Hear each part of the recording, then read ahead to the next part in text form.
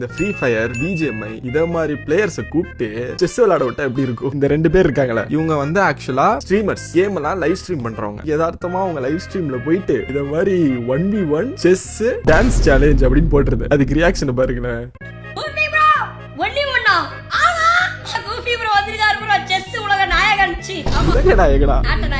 இந்த தொலைக்காட்சியில் முதல் முறையாக கூபி ப்ரோ வென்ற ஓகன் லைவாவே பார்க்க போறீங்க. கூபி ப்ரோ இன்னைக்கு டான்ஸ் ஆட போறாரு. அடிச்சு உங்களை வாட போற மாதிரியே இருக்காரு. லைவாவே பார்க்க போறீங்க. கூபி ப்ரோ இன்னைக்கு டான்ஸ் ஆட போறாரு. அடிச்சு உங்களை வாட.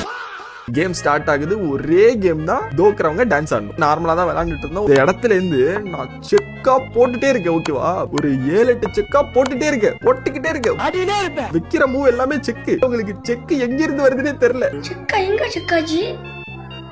எப்படி செக்கு? எப்படியா செக்கு? நீ முடிய போற பங்கு. அப்புறம் அதே மாதிரியே செக் வச்சு மேட் அடிச்சிட்டேன். மேட் அடிச்சதுக்கு ரியாக்ஷன் பாருங்களேன்.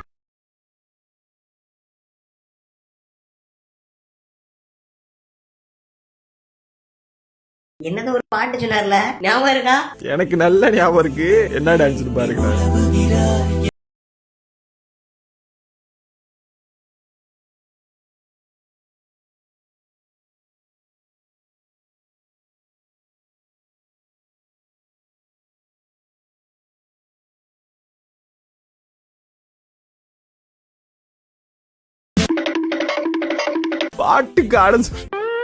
பாட்டுக்கு ஆட சொன்னா அந்த ஆளு பாருங்களேன், அந்த வெள்ள சொக்காவ பாட்டுக்கு ஆட சொன்னா அந்த ஆளு பாட்டுக்கு ஆடுறாரு. தினம் தினம் ஞாபகம் வந்து ரணம் ரணம் தந்ததே.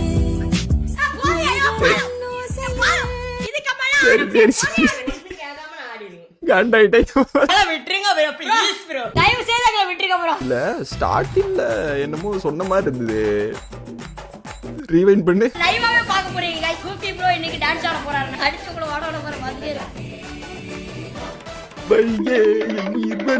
ஆணவத்தையும் அக்கிரமத்தையும் அழிக்கிறதுக்கு பூமியில ஒருத்தர் பிறந்திருப்பான்டா. அவன் நிச்சயமா